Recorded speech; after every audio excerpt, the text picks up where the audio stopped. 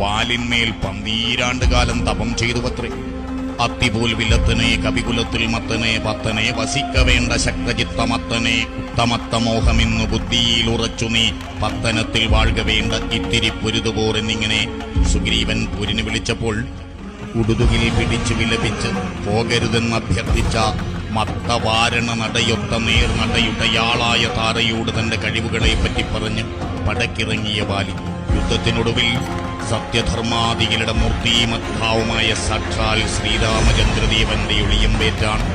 ആ ചൈതന്യ സ്വരൂപൻ വീരസ്വർഗം പോകിയത്. മാർവിടത്തിൽ മല്ലുകൊണ്ട് കുത്തിയങ്ങ് കീറിയും ചോരയാറുപോലെയങ്ങു മാർവിടേയൊലിക്കയും